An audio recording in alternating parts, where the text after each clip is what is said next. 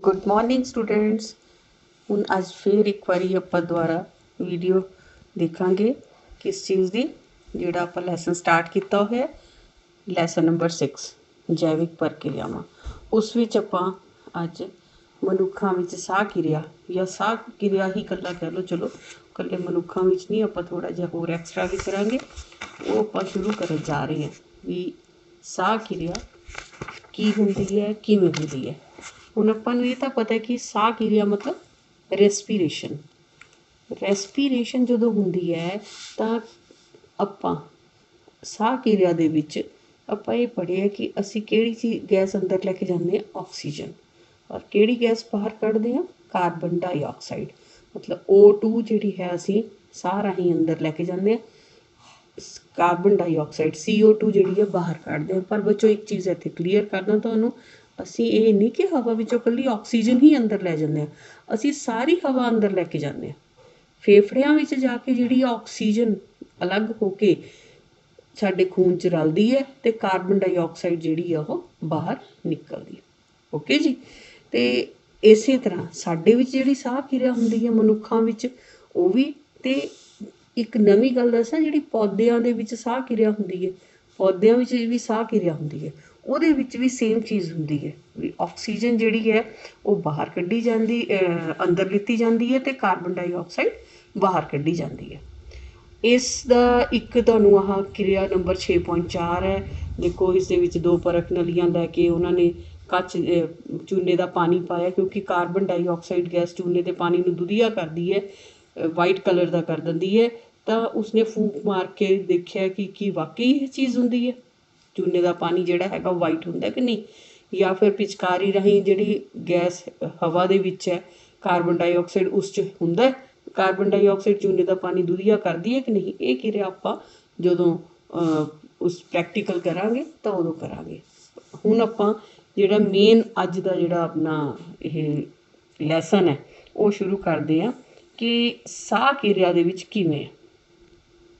ਹੁਣ ਆਪਾਂ ਪਿਛਲੇ ਭਾਗ ਦੇ ਵਿੱਚ ਪੜ੍ਹ ਲਿਆ ਵੀ ਜੀਵਾਂ ਅੰਦਰ ਪੋਸ਼ਣ ਬਾਰੇ ਚਰਚਾ ਕੀਤੀ, ਠੀਕ ਹੈ। ਫਿਰ ਉਸ ਤੋਂ ਬਾਅਦ ਜਿਹੜਾ ਊਰਜਾ ਉਤਪੰਨ ਹੁੰਦੀ ਹੈ ਉਹ ਇਕੱਲੀ ਖਾਣੇ ਨਾਲ ਨਹੀਂ ਹੁੰਦੀ ਬੱਚੋ, ਉਹ ਜਦੋਂ ਆਕਸੀਜਨ ਨਾਲ ਰਿਐਕਸ਼ਨ ਹੁੰਦਾ, ਕਿਰਿਆ ਹੁੰਦੀ ਹੈ, ਉਦੋਂ ਊਰਜਾ ਉਤਪੰਨ ਹੁੰਦੀ ਹੈ, ਠੀਕ ਹੈ। ਕੁਝ ਜੀਵ ਆਕਸੀਜਨ ਦਾ ਉਪਯੋਗ ਗਲੂਕੋਜ਼ ਨੂੰ ਪੂਰਨ ਤੌਰ 'ਤੇ ਕਾਰਬਨ ਡਾਈਆਕਸਾਈਡ ਅਤੇ ਪਾਣੀ ਵਿੱਚ ਵਿਘਟਿਤ ਕਰਨ ਲਈ ਕਰਦੇ ਹਨ, ਠੀਕ ਹੈ। ਅਤੇ ਕੁਝ ਹੋਰ ਜੀਵ ਐਸੇ ਹੁੰਦੇ ਹੈ ਜਿਹੜੇ ਦੂਜੇ ਢੰਗ ਦੀ ਵਰਤੋਂ ਕਰਦੇ ਹਨ ਜਿਸ ਵਿੱਚ ਆਕਸੀਜਨ ਨਹੀਂ ਵਰਤੀ ਜਾਂਦੀ। ਹੁਣ ਅਸੀਂ ਆਕਸੀਜਨ ਦਾ ਉਪਯੋਗ ਕਰਕੇ ਜਿਹੜਾ ਖਾਣੇ ਦੇ ਵਿੱਚ ਗਲੂਕੋਜ਼ ਹੁੰਦਾ ਭੋਜਨ ਦੇ ਵਿੱਚ, ਉਸਨੂੰ ਕਿਹਦੇ ਵਿੱਚ, ਕਾਰਬਨ ਡਾਈਆਕਸਾਈਡ ਅਤੇ ਪਾਣੀ 'ਚ ਵਿਘਟਿਤ ਕੀਤਾ ਜਾਂਦਾ, ਠੀਕ ਹੈ। ਪਰ ਕੁਝ ਐਸੇ ਜੀਵ ਵੀ ਹੁੰਦੇ ਬੱਚੋ ਜਿਹੜੇ ਆਕਸੀਜਨ ਨਹੀਂ ਵਰਤਦੇ ਸਾਹ ਕਿਰਿਆ ਲਈ। ਹੁਣ ਉਹਦੇ ਵਿੱਚ ਕੀ ਹੈ ਜੀ, ਇਹਨਾਂ ਸਾਰੀਆਂ ਅਵਸਥਾਵਾਂ ਵਿੱਚ ਕੀ ਹੁੰਦਾ ਜੀ, ਪਹਿਲਾ ਚਰਨ ਹੁੰਦਾ ਗਲੂਕੋਜ਼, ਜਿਹੜਾ 6 ਕਾਰਬਨ ਹੁੰਦੇ ਗਲੂਕੋਜ਼ ਦੇ ਵਿੱਚ, ਠੀਕ ਹੈ। ਉਸਨੂੰ 3 ਕਾਰਬਨ ਵਾਲੇ ਅਣੂ ਜਿਸਨੂੰ ਪਾਇਰੂਵੇਟ ਕਿਹਾ ਜਾਂਦਾ ਹੈ ਉਸ ਵਿੱਚ ਤੋੜਿਆ ਜਾਂਦਾ, ਠੀਕ ਹੈ। ਇਹ ਪ੍ਰਕਿਰਿਆ ਸਾਈਟੋਪਲਾਜ਼ਮ ਵਿੱਚ ਹੁੰਦੀ ਹੈ, ਜਿਹੜਾ ਸੈੱਲ ਪਦਾਰਥ ਹੈ ਨਾ, ਸੈੱਲ ਦੇ ਅੰਦਰ ਜਿਵੇਂ ਆਹ ਸੈੱਲ ਬਣਿਆ ਹੋਇਆ, ਠੀਕ, ਕੇਂਦਰਕ ਹੋ ਗਿਆ, ਆਹ ਜਿਹੜਾ ਸੈੱਲ ਪਦਾਰਥ ਹੁੰਦਾ ਇਸ ਦੇ ਵਿੱਚ ਹੁੰਦੀ ਹੈ ਇਹ ਕਿਰਿਆ, ਠੀਕ। ਇਸ ਤੋਂ ਬਾਅਦ ਜਿਹੜਾ ਪਾਇਰੂਵੇਟ ਹੈ, ਪਾਇਰੂਵੇਟ ਸਮਝ ਆ ਗਈ ਨਾ, ਜਿਸ 'ਚ 3 ਕਾਰਬਨ ਹੁੰਦੇ ਆ, ਈਥੇਨੋਲ ਅਤੇ ਕਾਰਬਨ ਡਾਈਆਕਸਾਈਡ ਵਿੱਚ ਪਰਿਵਰਤਿਤ ਹੋ ਸਕਦਾ ਹੈ। ਇਹ ਪ੍ਰਕਿਰਿਆ ਖਮੀਰਨ ਸਮੇਂ ਖਮੀਰ ਵਿੱਚ ਹੁੰਦੀ ਹੈ, ਜਿਹੜੀ ਆਕਸੀਜਨ ਦੀ ਗੈਰ ਮੌਜੂਦਗੀ 'ਚ ਅਨਆਕਸੀ। 2 ਤਰ੍ਹਾਂ ਦੀਆਂ ਕਿਰਿਆਵਾਂ ਹੁੰਦੀਆਂ ਬੱਚੋ ਸਾਹ ਕਿਰਿਆਵਾਂ, ਇੱਕ ਹੁੰਦੀ ਹੈ ਅਨਆਕਸੀ ਸਾਹ ਕਿਰਿਆ ਜਿਹਨੂੰ ਅਸੀਂ ਐਨਾਰੋਬਿਕ ਰੈਸਪੀਰੇਸ਼ਨ ਕਹਿੰਦੇ ਆ, ਇੱਕ ਹੁੰਦੀ ਹੈ ਆਕਸੀ ਸਾਹ ਕਿਰਿਆ ਜਿਸ ਨੂੰ ਅਸੀਂ ਐਰੋਬਿਕ ਰੈਸਪੀਰੇਸ਼ਨ ਕਹਿੰਦੇ, ਠੀਕ। ਜਿਹੜੀ ਪ੍ਰਕਿਰਿਆ ਆਕਸੀਜਨ ਦੀ ਅਣਹੋਂਦ, ਮਤਲਬ ਜਦੋਂ ਆਕਸੀਜਨ ਨਾ ਵਰਤੀ ਜਾਵੇ, ਉਸਨੂੰ ਕਹਿੰਦੇ ਅਸੀਂ ਅਨਆਕਸੀ ਸਾਹ ਕਿਰਿਆ, ਅਤੇ ਜਿਸ ਵਿੱਚ ਆਕਸੀਜਨ ਵਰਤੀ ਜਾਂਦੀ ਹੈ ਉਸਨੂੰ ਅਸੀਂ ਕਹਿੰਦੇ ਆਕਸੀ ਸਾਹ ਕਿਰਿਆ। ਓਕੇ ਜੀ। ਪਰ ਆਹ ਦੇਖੋ ਨੀਚੇ ਤੁਹਾਨੂੰ ਸਾਰਾ ਬਣਾ ਕੇ ਦਿੱਤਾ ਹੈ, ਇਸ ਵਿੱਚ ਬਹੁਤ ਸੋਹਣਾ ਮਤਲਬ ਤਰੀਕੇ ਦੇ ਨਾਲ ਦੱਸਿਆ ਹੋਇਆ ਵੀ ਜਿਹੜਾ ਭੋਜਨ ਰਾਹੀਂ ਗਲੂਕੋਜ਼ ਸਾਡੇ ਅੰਦਰ ਸਾਈਟੋਪਲਾਜ਼ਮ 'ਚ ਹੁੰਦਾ, ਉਹ ਪਾਇਰੂਵੇਟ ਵਿੱਚ ਕਿਵੇਂ ਬਦਲਦਾ, 3 ਕਾਰਬਨ ਦੇ ਵਿੱਚ ਜਦੋਂ ਬਦਲਦਾ। ਜੇ ਤਾਂ 3 ਕਾਰਬਨ ਦੇ ਅਣੂ ਆਕਸੀਜਨ ਦੀ ਗੈਰ ਹਾਜ਼ਰੀ ਵਿੱਚ, ਆਕਸੀਜਨ ਨਹੀਂ ਵਰਤੀ ਜਾਂਦੀ ਇਸ ਕਿਰਿਆ ਵਿੱਚ, ਤਾਂ ਕੀ ਹੁੰਦਾ ਜੀ, ਕੀ ਬਣਦਾ, ਈਥੇਨੋਲ ਅਤੇ ਕਾਰਬਨ ਡਾਈਆਕਸਾਈਡ ਅਤੇ ਊਰਜਾ, ਓਕੇ ਜੀ। ਅਗਰ ਗਲੂਕੋਜ਼ ਤੋਂ ਪਾਇਰੂਵੇਟ ਬਣਨ ਸਮੇਂ ਘੱਟ ਆਕਸੀਜਨ ਹੁੰਦੀ ਹੈ ਤਾਂ ਕੀ ਬਣ ਜਾਂਦਾ? ਲੈਕਟਿਕ ਐਸਿਡ, ਉਹ ਵੀ 3 ਕਾਰਬਨ ਦਾ ਅਣੂ ਤੇ ਊਰਜਾ। ਤੀਸਰਾ, ਜੇ ਇਸ ਕਿਰਿਆ ਦੇ ਇਹ ਵਾਲੀ ਕਿਰਿਆ ਆਕਸੀਜਨ ਦੀ ਹੋਂਦ ਵਿੱਚ ਹੁੰਦੀ ਹੈ ਤਾਂ ਮਾਈਟੋਕੌਂਡਰੀਆ 'ਚ ਹੁੰਦੀ ਹੈ ਤੇ ਇਹ ਇਸ ਵਿੱਚ ਕੀ ਹੁੰਦਾ ਜੀ? ਕੀ ਬਣ ਜਾਂਦਾ? ਕਾਰਬਨ ਡਾਈਆਕਸਾਈਡ, ਪਾਣੀ ਤੇ ਊਰਜਾ। ਇਹ ਫਾਲਤੂ ਪਦਾਰਥ ਨਿਕਲਦੇ। ਹੁਣ ਤੁਸੀਂ ਇਹ ਦੇਖੋਗੇ ਇਹਨਾਂ ਤਿੰਨਾਂ ਦੇ ਵਿੱਚ ਇਹ ਤਾਂ ਹੁੰਦੀ ਆਕਸੀਜਨ ਦੀ ਅਣਹੋਂਦ ਵਾਲੀ ਕਿਰਿਆ ਕਿਸ 'ਚ ਹੁੰਦੀ ਹੈ ਜੀ? ਖਮੀਰ ਵਿੱਚ। ਜਿਹੜਾ ਆਟਾ ਫੁਲਾਉਂਦਾ ਨਾ, ਈਸਟ, ਬ੍ਰੈਡ ਬਣਦੀ ਹੈ ਨਾ, ਬਰਗਰ ਬਣਦੇ ਆ ਹੋਰ, ਉਹ ਇਹ ਕਿਰਿਆ ਹੁੰਦੀ।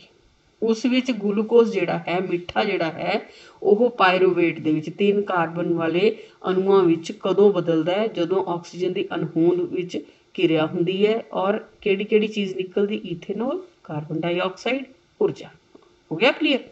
ਉਸ ਤੋਂ ਬਾਅਦ ਆ ਗਿਆ ਜੀ ਆਕਸੀਜਨ ਦੀ ਘਾਟ ਵਿੱਚ ਜਦੋਂ ਇਹ ਕਿਰਿਆ ਹੁੰਦੀ ਹੈ, ਗਲੂਕੋਜ਼ ਪਾਇਰੂਵੇਟ 'ਚ ਬਦਲਦਾ ਤੇ ਸਾਡੇ ਮਸਲ ਜਿਹੜੇ ਹੈਗੇ ਆ, ਪੇਸ਼ੀ ਸੈੱਲ ਹੈ ਜਿਹੜੇ, ਉਹਨਾਂ 'ਚ ਹੁੰਦੀ ਹੈ ਕਿਰਿਆ। ਉਦੋਂ ਬੱਚੋ ਤੁਸੀਂ ਕਈ ਵਾਰੀ ਦੇਖਿਆ ਹੋਊਗਾ, ਤੁਸੀਂ ਸੁਣਦੇ ਹੋਵੋਗੇ ਵੀ ਉਹ ਅੱਜ ਤਾਂ ਨਾ ਖੱਲੀਆਂ ਪੈ ਗਈਆਂ ਲੱਤ ਵਿੱਚ, ਠੀਕ ਹੈ, ਕ੍ਰੈਂਪਸ ਪੈ ਗਏ। ਉਹ ਕੀ ਚੀਜ਼ ਹੁੰਦਾ? ਆਹ ਕਿਰਿਆ ਹੁੰਦੀ ਜਦੋਂ ਆਕਸੀਜਨ ਦੀ ਘਾਟ ਵਿੱਚ ਜਿਹੜਾ ਗਲੂਕੋਜ਼ ਹੈ ਪਾਇਰੂਵੇਟ 'ਚ ਚੇਂਜ ਹੁੰਦਾ ਹੈ ਤਾਂ ਕੀ ਚੀਜ਼ ਬਣਦੀ ਹੈ ਜੀ? ਲੈਕਟਿਕ ਐਸਿਡ, ਲੈਕਟਿਕ ਤੇਜ਼ਾਬ ਤੇ ਨਾਲ ਊਰਜਾ। ਜਿਹੜਾ ਲੈਕਟਿਕ ਐਸਿਡ ਬਣਦਾ ਜਦੋਂ, ਉਹ ਸਾਡੇ ਮਸਲਸ ਦੇ ਵਿੱਚ ਥਕਾਵਟ ਪੈਦਾ ਕਰ ਦਿੰਦਾ ਤੇ ਸਾਡੇ ਖੱਲੀਆਂ ਚੜ ਜਾਂਦੀਆਂ, ਕ੍ਰੈਂਪਸ ਪੈ ਜਾਂਦੇ, ਠੀਕ ਹੈ। ਉਸ ਤੋਂ ਬਾਅਦ ਹੋ ਗਈ ਜੀ ਆਕਸੀਜਨ ਦੀ ਹੋਂਦ ਵਿੱਚ। ਪੂਰੀ ਆਕਸੀਜਨ ਲੈ ਕੇ ਜਿਵੇਂ ਸਾਡੇ ਸਰੀਰ 'ਚ ਹੁੰਦੀ ਹੈ ਕਿਰਿਆ, ਉਹ ਮਾਈਟੋਕੌਂਡਰੀਆ, ਸੈੱਲ ਦੇ ਮਾਈਟੋਕੌਂਡਰੀਆ ਵਿੱਚ ਹੁੰਦੀ ਹੈ ਤੇ ਇਹਦੇ ਵਿੱਚ ਕਾਰਬਨ ਡਾਈਆਕਸਾਈਡ, ਪਾਣੀ ਤੇ ਊਰਜਾ ਬਣਦੇ। ਹੋ ਗਿਆ ਜੀ।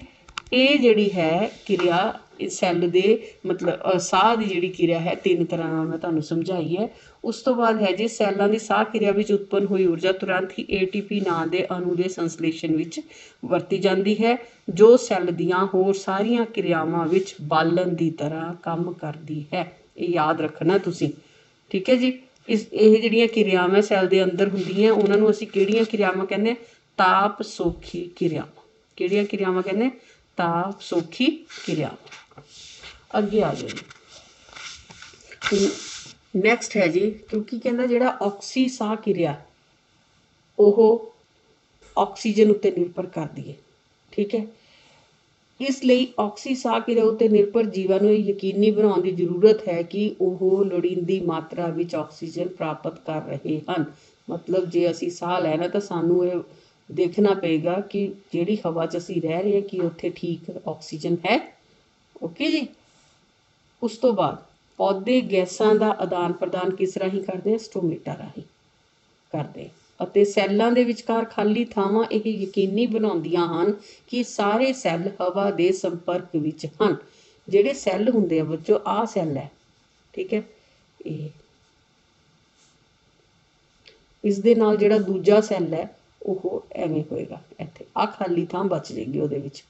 ਓਕੇ ਜੀ। ਇਹ ਜਿਹੜੇ ਸੈੱਲਾਂ ਦੇ ਵਿਚਕਾਰ ਆਹ ਜਿਵੇਂ ਖਾਲੀ ਥਾਵਾਂ ਬਚ ਜਾਂਦੀਆਂ, ਇਸ ਦੇ ਵਿੱਚ ਕੀ ਹੁੰਦੀ ਹੈ ਜੀ?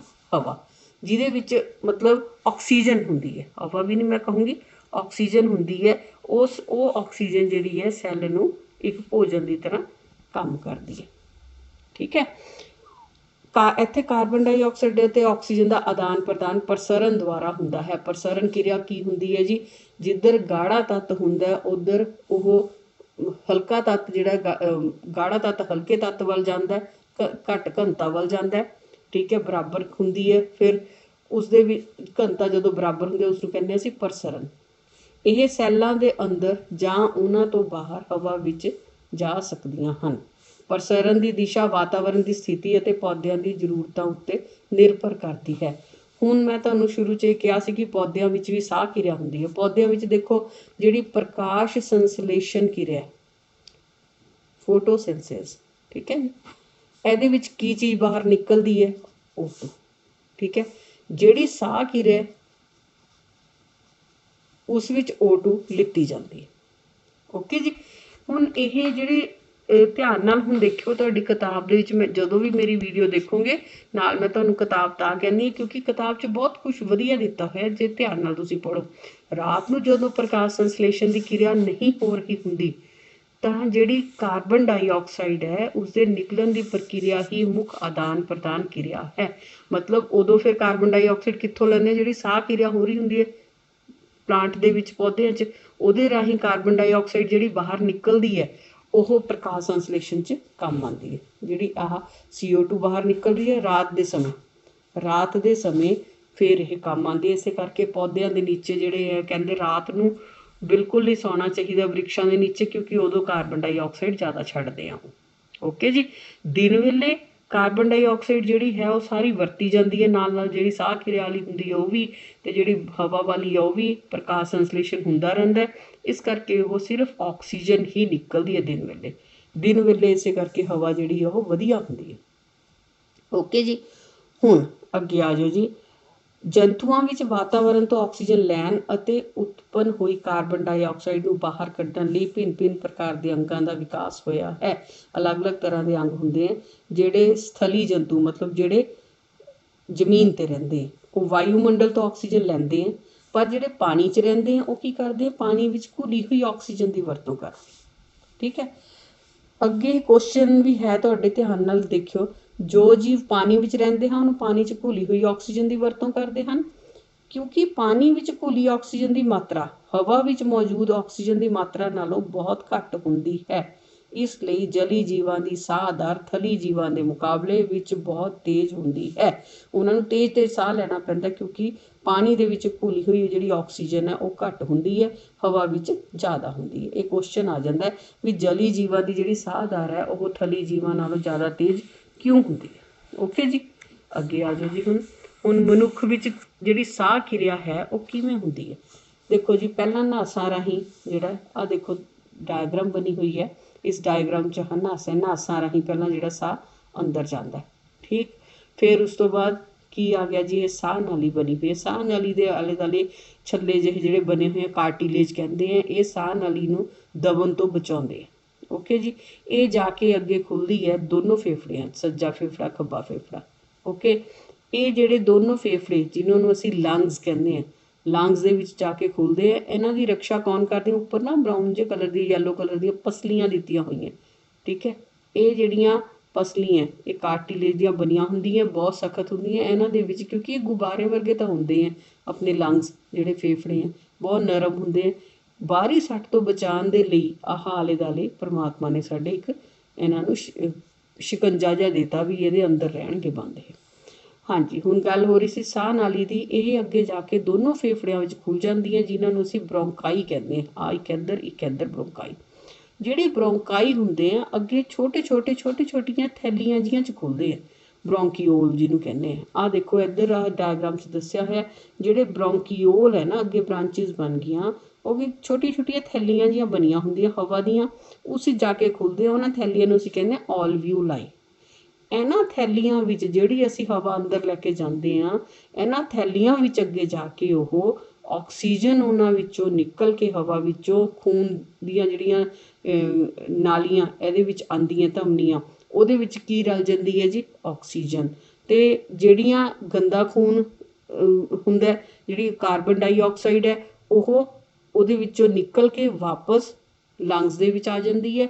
ਜਦੋਂ ਇਹ ਹਵਾ ਬਾਹਰੋਂ ਅੰਦਰ ਆਉਂਦੀ ਹੈ ਤਾਂ ਫੇਫੜੇ ਸਾਡੇ ਫੈਲ ਜਾਂਦੇ ਆ। ਠੀਕ ਹੈ। ਅਤੇ ਜਦੋਂ ਅਸੀਂ ਬਾਹਰ ਕਾਰਬਨ ਡਾਈਆਕਸਾਈਡ ਛੱਡਣੀ ਹੁੰਦੀ ਆ, ਉਹ ਕੀ ਪ੍ਰੋਸੈਸ ਹੁੰਦਾ? ਫੇਫੜੇ ਸੁੰਗੜਦੇ ਆ। ਇਹ ਜਿਹੜਾ ਫੇਫੜਿਆਂ ਦਾ ਸੁੰਗੜਨਾ ਅਤੇ ਫੈਲਣਾ, ਇਹ ਜਿਹੜਾ ਇਹ ਡਾਇਆਫਰਾਮ ਬਣਾਇਆ ਹੋਇਆ ਇਸ 'ਤੇ ਡਿਪੈਂਡ ਕਰਦਾ। ਡਾਇਆਫਰਾਮ ਜਦੋਂ ਉੱਪਰ ਨੂੰ ਉੱਠਦਾ ਤਾਂ ਕੀ ਹੁੰਦਾ ਜੀ?